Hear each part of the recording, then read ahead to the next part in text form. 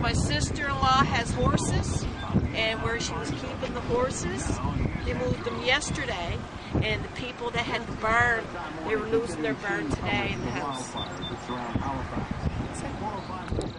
fire is moving, so we know the head of the fire is intensifying.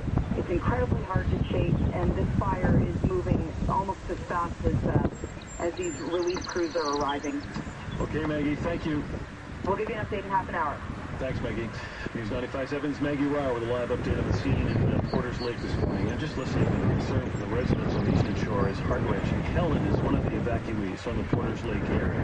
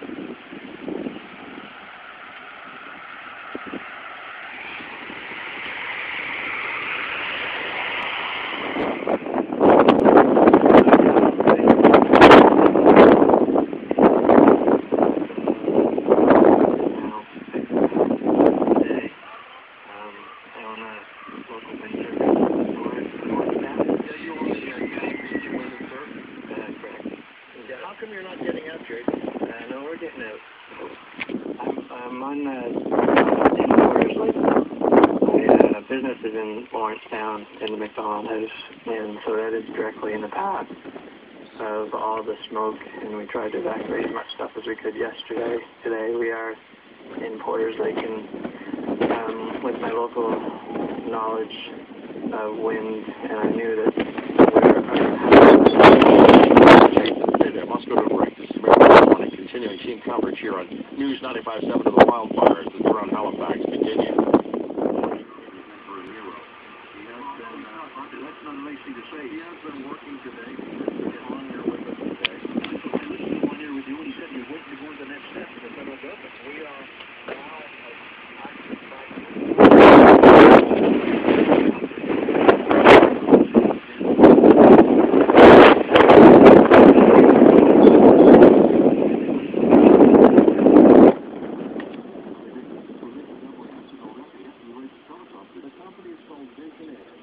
extinguisher in the kitchen just in case something happens. You should know what to do when something like this happens. And this is sort of the first of many circumstances which could happen. And I think people would be well advised to start planning those things. Forest fires is just one thing. What do you do with a tsunami warning? What do you do with a hurricane warning? What do you do with an ice warning or a snowfall warning? Snowfall we're getting pretty familiar with, but all of these emergency situations, the good news is that the weather's not that cold, so that if the power does go out, it's not that much of an issue. It's an inconvenience. 1-877-801-8255 or 405-6000. Continuing coverage of the wildfires surrounding Halifax here on Maritime Morning. Richard Zarowski, our senior science specialist, joins yours truly, Andrew Crystal, in studio. Max, you're east side of Porter's Lake. Go ahead. Yes, sir. Right on the edge of the east side of Porter's Lake. And I can see across to upper Meyer Road and all that. And this morning we get up, the fire had gone down a fair amount. It looked like we stayed under control, or that part of it anyway. But now it's really bad again. But what I'm calling for is the boys might disapprove or why he's not doing something. Because you had a caller said he had 2 helicopters at the airport, which a previous department office should know. Why weren't they involved? And what is he waiting to go on the next step? He says, what is the next step with the federal government? Waiting till the whole thing's over. I said, this is the first I've heard of it. So she said, give me details. I'll send them to Red Cross.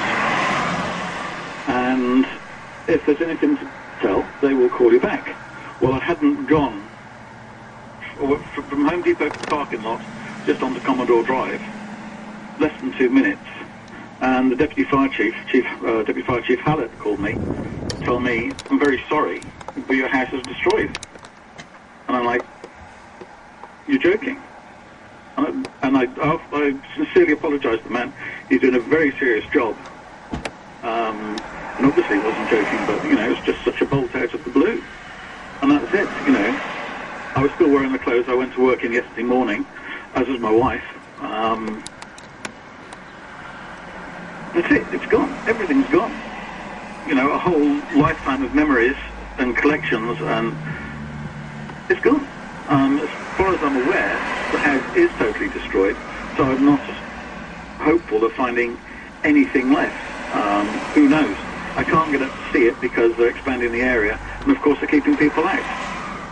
The only thing I need to do now, really, for myself, for my peace of mind, is get up there and see just what is left. If it's just a smoking hole, well, it's just a smoking hole, and life goes on. I've got my wife, we've got a dog. Our daughter, fortunately, was away at work. She's stuck in Newfoundland at the moment, but she's trying to get back. Parties and check out burnout competition. Plus, don't miss the first ever Northeastern Custom Bike Building Championship. Everyone is welcome. Gear up for the 2nd annual Atlanticate Motorcycle Festival, June 25th to 29th in Moncton. Complete details and to register visit atlanticade.ca. Last year, Tigers fall back. The way you say it, the Blue Jays will be rounding the bases on News 95.7.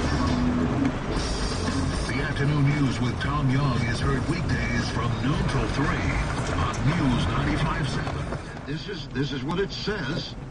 It comes from, bad news.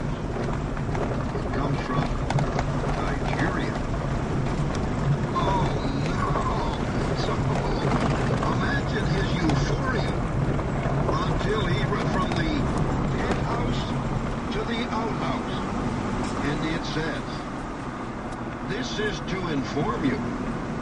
that you have won a prize of $850.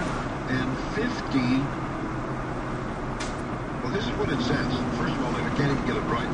You won $850 United States dollars. Then it says in brackets, $850,000 for this year's 2008 lottery promotions, which is organized by EZOWAS Donations. It says the company collects all the email and